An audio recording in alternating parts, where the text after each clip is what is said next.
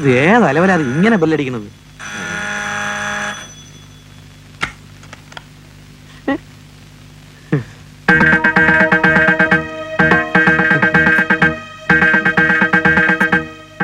അപ്പോഴേ വാടക കിട്ടിയിട്ട് മാസങ്ങൾ കുറെ ആയി. മനഃപൂർവ്വം അല്ല, ഉടനെ തരാം. മനഃപൂർവ്വം അല്ലാന്ന് എനിക്കും അറിയാം. പക്ഷെ എനിക്കും ആവശ്യങ്ങളുണ്ടല്ലോ. ഹരിഹരൻ എവിടെ? കൊണ്ട് വിളിക്കാം.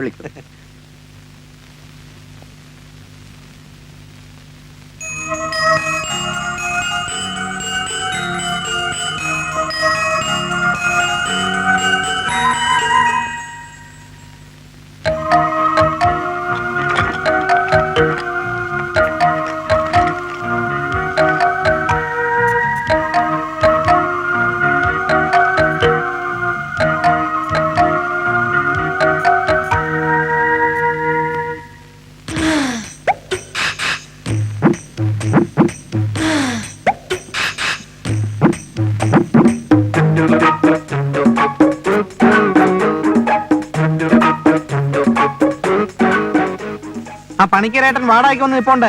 2 ദിവസം കഴിഞ്ഞ് വരാൻ പറ. എന്നെ കൊണ്ട് ഇനി അവധി പറയാൻ ഒക്കൂല. എങ്ങനെ ഒന്ന് അയാളെ പറഞ്ഞു വിടു പപ്പ, പ്ലീസ്. എങ്ങനെ? ശരി, ഞാൻ ഏറ്റു.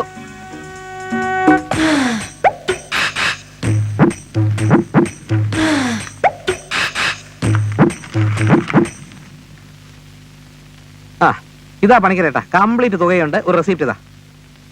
4 മാസത്തെ കാശ് ഒരുമിച്ചല്ലേ തന്നത്? 4 മാസത്തെ രസീതും ഒരുമിച്ച് അങ്ങോട്ട് തരാം. നാളെ ഉച്ച കഴിയുമ്പോഴത്തേക്കെങ്കിലും.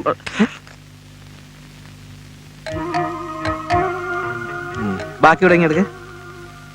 കുഞ്ഞുങ്ങൾക്ക് കളിക്കാൻ കൊടുക്കാൻ വേണ്ടി ഒരബദ്ധം കാണിച്ചു. കുഞ്ഞുങ്ങൾക്ക് കളിക്കാൻ കണ്ടവന്റെ മുതലേ കിട്ടിയുള്ളൂ. നാളമില്ലേ ലക്ഷക്കണക്കിന് രൂപ സമ്പാദ്യമുള്ള തനിക്ക് എച്ചിത്തരക്ക്.